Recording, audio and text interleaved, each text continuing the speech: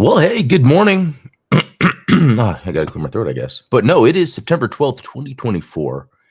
I'm Adam Blue, and welcome to the Blue Gamer Bluecast Morning Show, your daily morning video game news and commentary show. Yeah, I need to have like a cool opening like that. Hey, morning, Ultron. Good to see you.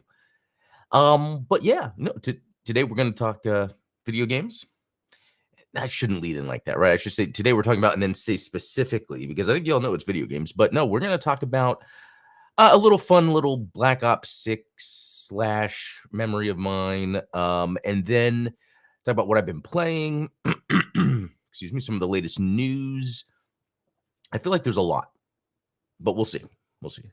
Let's get started here. Before I get into what I've been playing, normally I do that. What I want to do is I start with like a little thing, and I don't know what format I should do this in. The reason I do news last is because I don't know how much talking the news is going to be. So that's why sometimes I prepare things ahead of time. So we're going to jump into that right now. First, I want to show you guys this. So let me share my screen. This is Zane Lamprey, and this is his YouTube channel, Zane Lamprey. If you don't know him, how I discovered him was back in 2006. This was when I lived on my own in a house I had. It was a house I owned from 2004 to 2009, I believe it was something like that.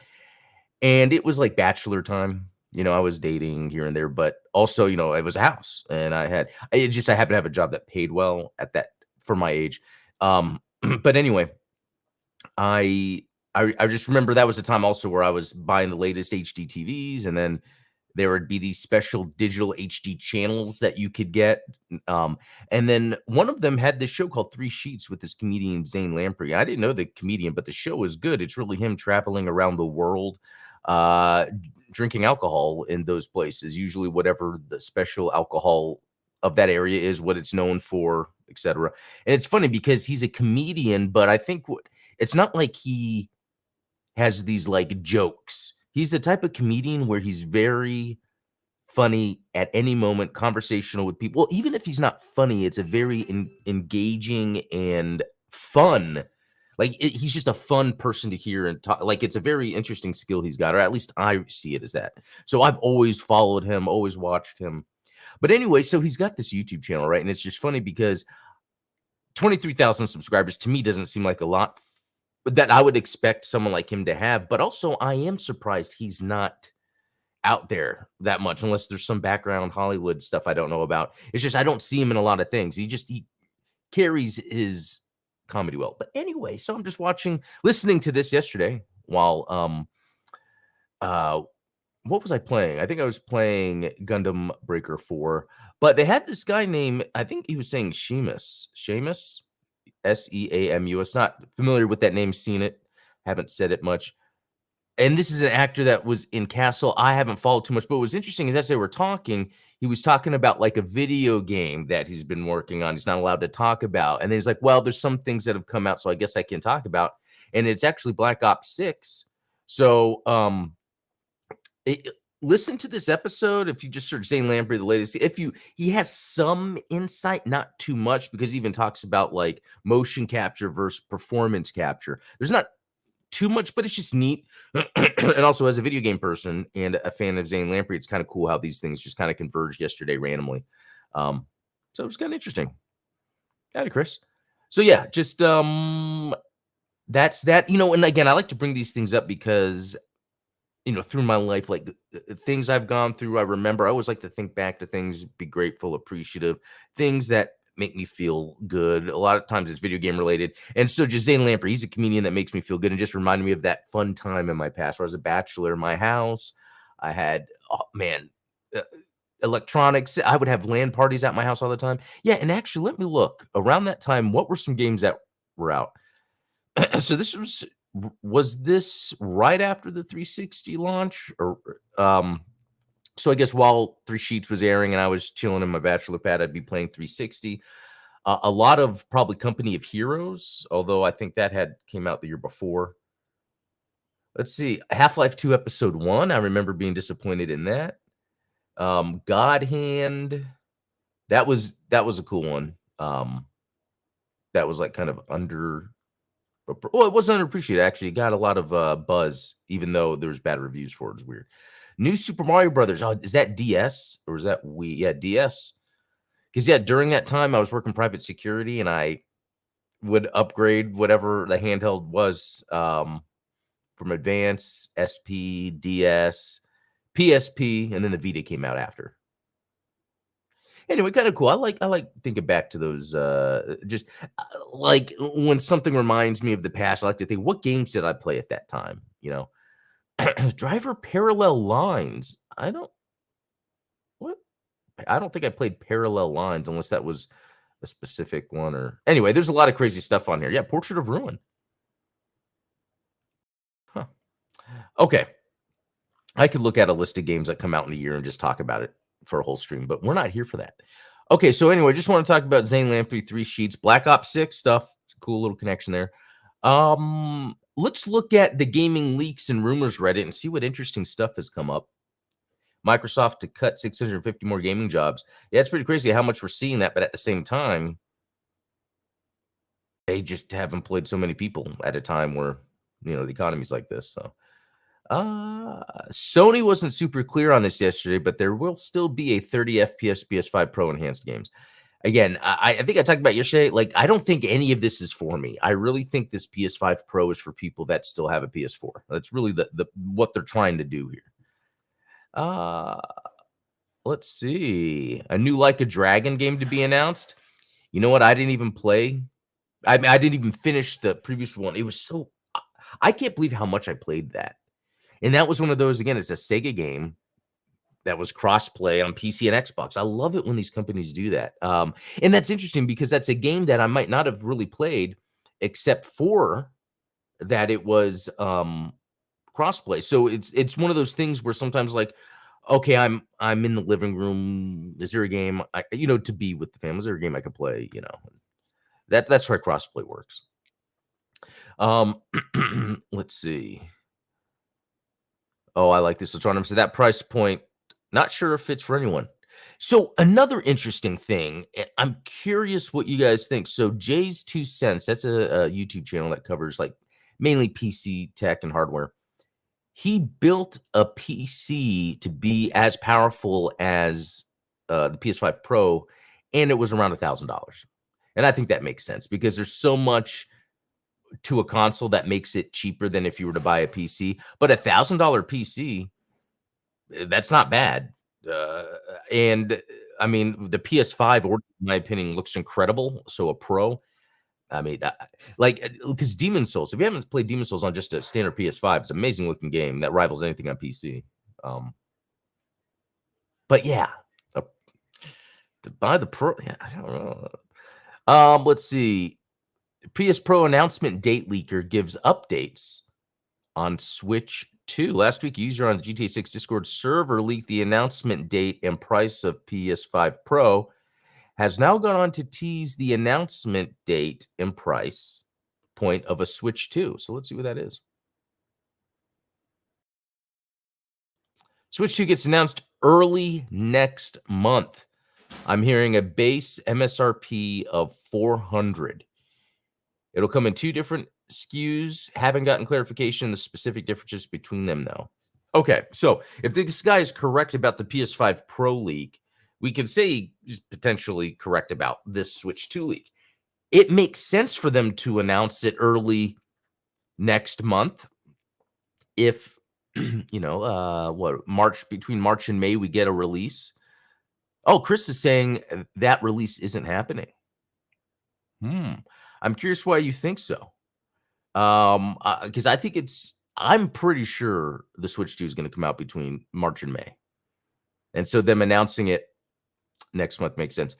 400 sounds right too, because that's still lower than what the competitors are doing, but it's also in line with what you would want to pay for something that's it's very crazy to see the price of the PS5 Pro, because then it makes you think, okay, a modern high-end console is going to be expensive, and it makes you think, okay, Switch 2 might not be high-end, but 400 is still a high price for a console.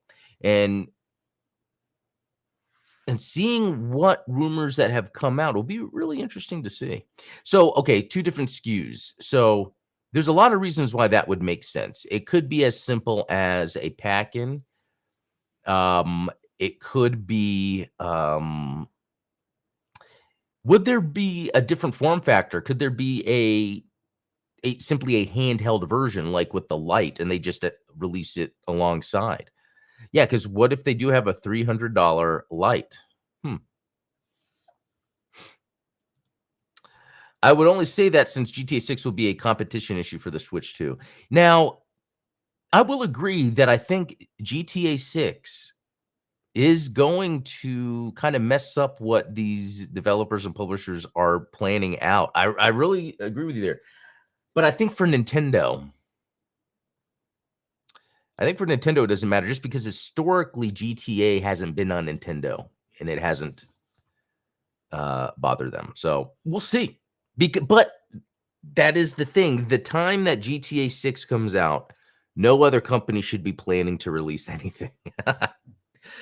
It's funny. Yeah, that is that is interesting. Okay. Um, okay, let's see then. From Software has over 400 employees and has launched another major recruitment campaign, several new projects in the works. So several. So usually there's a main game. Um,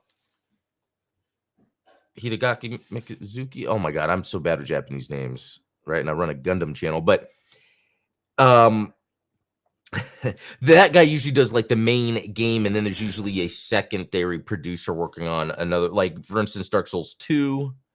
And I'm just thinking out loud here, like, would they be doing another Bloodborne? I actually don't think so. Because I think Sony would just develop that in-house because they own the IP, and Sony, like, when they know the assignment, they can pull it off. Bloodborne, I think they know the assignment. Like Demon Souls is a good example of them knowing the assignment. The remaster was really good. So basically, what I'm saying is, would From Software be working on another Bloodborne? I don't think so, unless Sony was going to pay them to do that. So then I would think that they were probably just working on another Souls-like experience, and probably another mecha game. Like the Armored Core. So yeah, we'll see. You know what? I wonder how interested I would be in another Armored Core game. Last year I enjoyed playing it. There wasn't that many amazing releases last year. I could always forget about the game, and then when people bring up Armored Core, I kind of think in my mind, okay game. I really think that From Software hype, that's very interesting. Our Souls game's so popular just because there's this hype that's been built around the company. Especially when then people are like, "Oh man, Armored Core's so cool. I wish they did a Gundam game." And apparently they did more than one. I thought it was just one, but apparently they did other ones. It's just a different universe of Gundam. And they never picked up. I think From Software is one of those developers where they are really good when there's a specific mix of things happening, and that's the crazy jankiness of a Souls game. Yeah, but that's just my opinion. An update on Sekiro anime, the production likely suffering of lack of resources. So that's cool that there was going to be an anime. Yes, Ultramus, thank you. Yeah, the Ace games, which are kind of like Gundam Mecha stuff. So yeah, it's interesting. They're a very interesting company to me because they've made not only some of the best games ever, but made some of the biggest disappointments, like the Gundam Unicorn game. Maybe I need to give that another try. But From Software, Unicorn, I don't know. Let's see. Oh, it's kind of like Deadpool and Wolverine. Like I watched it, it's like amazing. Hugh Jackman, Ryan Reynolds. But what did it really do with it? And now today, like how is it affecting me? It's not. Okay, documents from 2020 Nintendo GigaLeak found showing a canceled 3DS successor, which was turned into the Switch. That was 2 days ago. I might have read that yesterday. But that's always cool. Okay. Actually, you know what? I didn't. I got ahead of myself. I didn't actually even talk through what I've been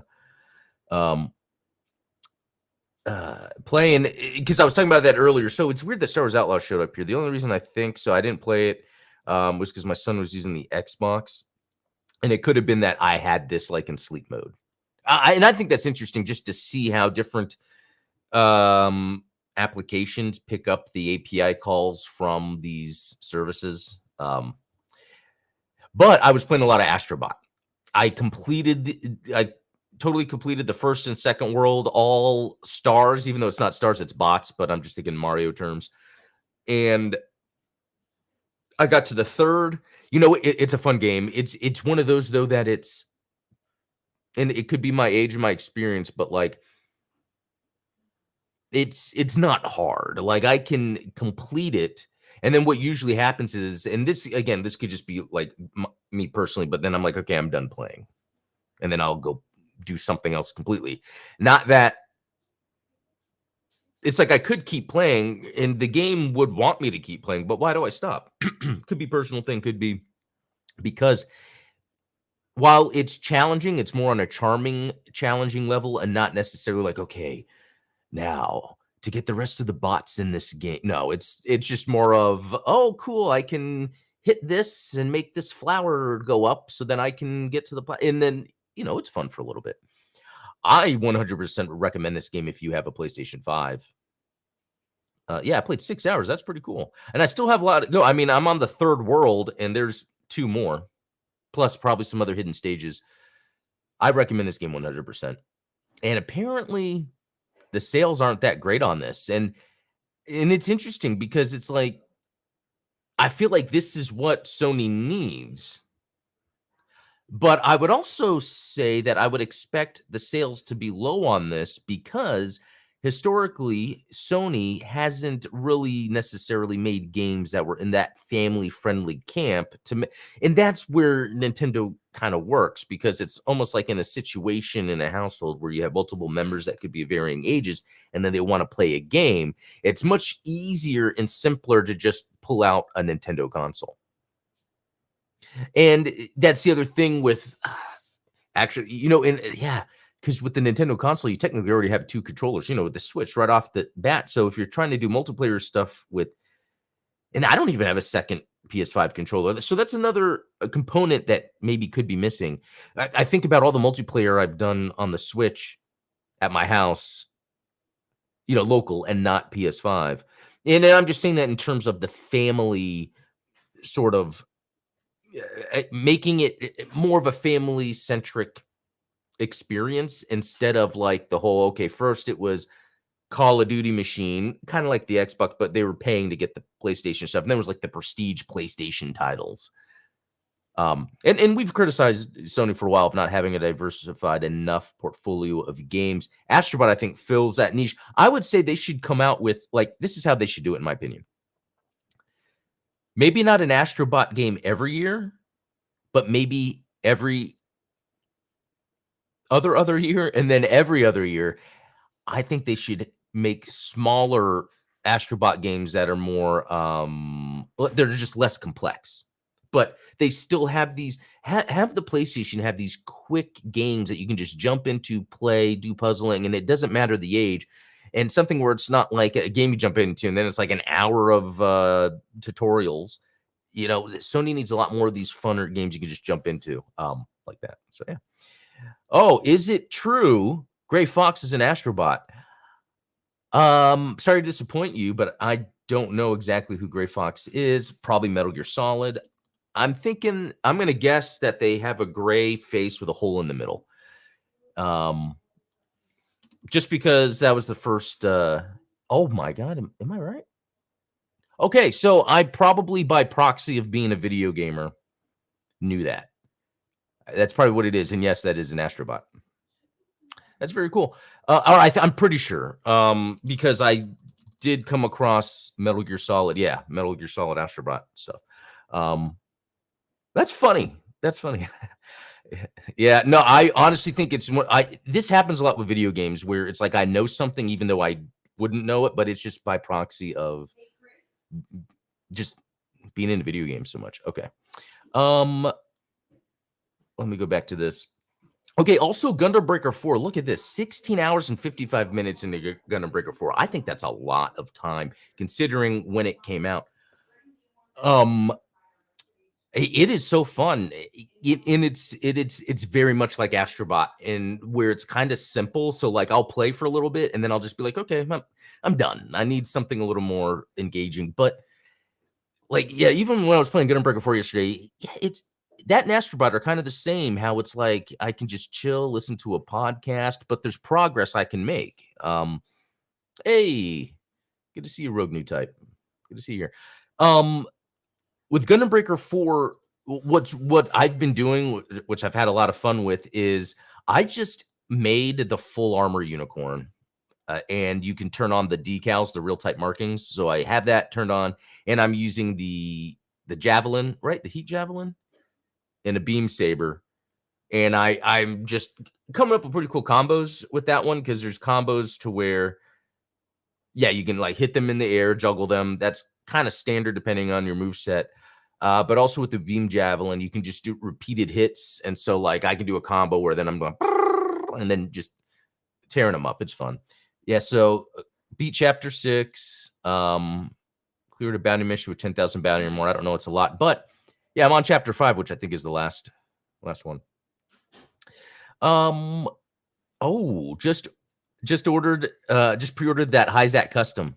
I think I'm going to also. I actually had that save, that URL for the Gundam Explained show to talk about those releases, because yeah, that looks good. Okay, and then Warhammer, I just haven't played. I think it's because this is very interesting, because Warhammer, when I'm playing Space Marine 2, which is really good, I'm like locked in. I think it's because mid to end of the week after work, I kind of feel more like chilling, and Astrobot and Gun and Breaker 4 allow more of a chill experience while I'm playing. So, okay. Yeah, that's what I've been playing. So let's go to, was there something else? Yes, there was something. Oh man, what was it? And I think I forgot it though. Let me go back to where I was. Yeah, right here. Astrobot. So, or maybe I did talk about it, because I find it interesting that the Astrobot is not selling that well.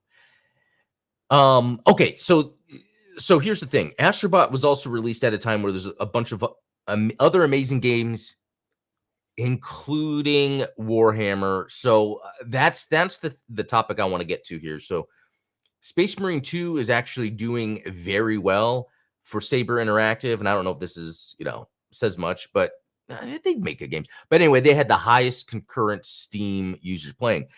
Another thing on here, I was like excited. Oh, Tim Willett's id Software guy is part of Saber, help with the creative, and I was like, of course that's going to be fun.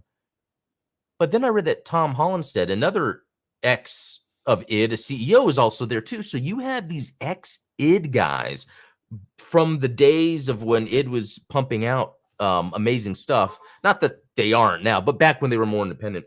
And these guys are with Saber, releasing Space Marine 2, and it's very interesting that like Saber's more of that double A, but they have triple A IP, but they have the potential to make the triple A style game.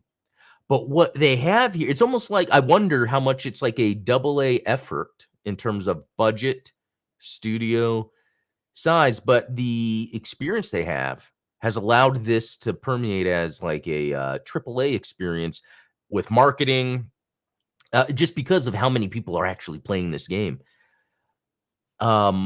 Which that is so cool. So that explains why when I'm playing it, I'm like, okay, this game looks like underneath it's a double A game, but it feels like a triple A experience.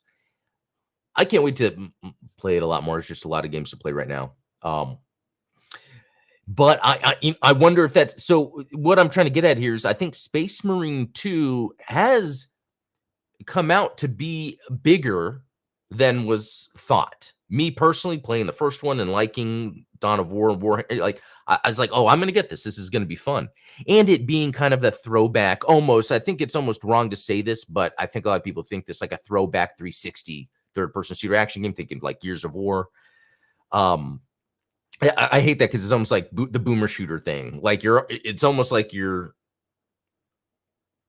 taken away from something by explaining it in a different way. But So anyway, yeah, with all that, I mean, and Astrobot again is not a game that is that Sony and the Sony audience is familiar with. So what's interesting is this Astrobot game comes out at the same time as Space Marine 2 and Black Myth Wukong, also PS5 exclusive in terms of consoles. So you could have people that would rather get, and I would think this is the case, Space Marine 2 and Black Myth Wukong over Astrobot and Gundam Breaker. That's another one. Like, if Astrobot's not doing too well, I'm curious about Gundam Breaker 4. Anyway, enough of that. Let's move over to news. So yeah, Microsoft layoffs. Res Artist unveils new action game, Twin Souls. Oh, interesting. Okay.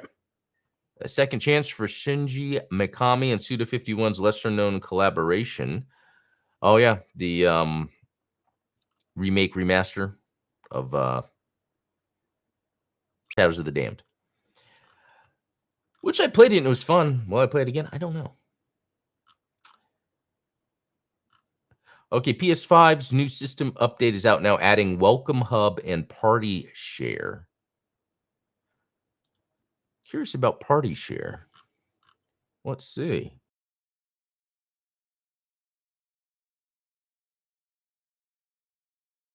Thanks. Over Messenger apps will release globally starting today.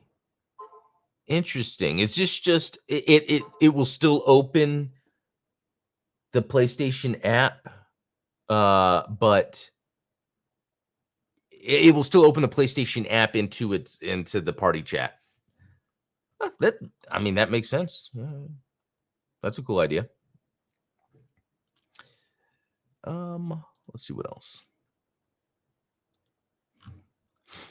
Oh yeah, Steam is changing how the family feature thing works, making it, I guess, easier to use. So that's pretty cool. So it's called Steam Families. Apparently, if you're using the old family sharing method, that's actually going to go away. So, oh, is already audio starting to lag a bit? Interesting.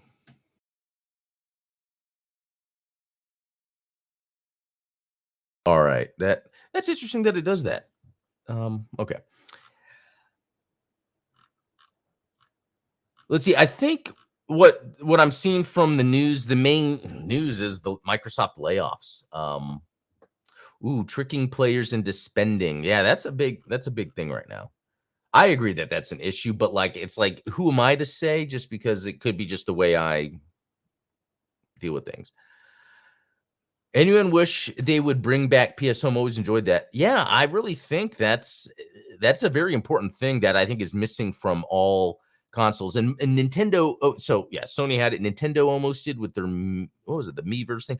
But anyway, there needs to be a way where there's more connecting. That's why I use this exophase thing. This is my method of that. Like when I play games, it's like, even though I like to play by myself, I feel like I want to share it. So having different systems in place, even if it's like a PlayStation Home, like a backbone of connecting everyone, But anyway, I think, yeah, we're going to end here. Mainly the news today is that the Microsoft layoffs.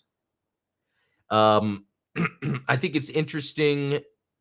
The Astrobot's not selling too well, even though it's a lot of fun. Also, it's very interesting knowing the team behind Space Marine 2 at Saber is ex-id guys, and I think that's explained why this game is doing really well. And also very interesting news about the Switch 2, which the rumors are from the same guy as the PS5 Pro, and he was correct. The idea being that next month, early next month, Nintendo's going to announce the Switch 2 and a price of $400. So that will be interesting, if true. Anyway, all, thanks for watching. Thanks for tuning in. I'm going to have the Gundam Explained show live later today, so check that out. And tomorrow, it is possible I don't have a show tomorrow, or if I do, it's pre-recorded because I actually have something going on at that time. So hopefully there'll be something. So anyway, all, yeah, we'll talk later. Have a good one.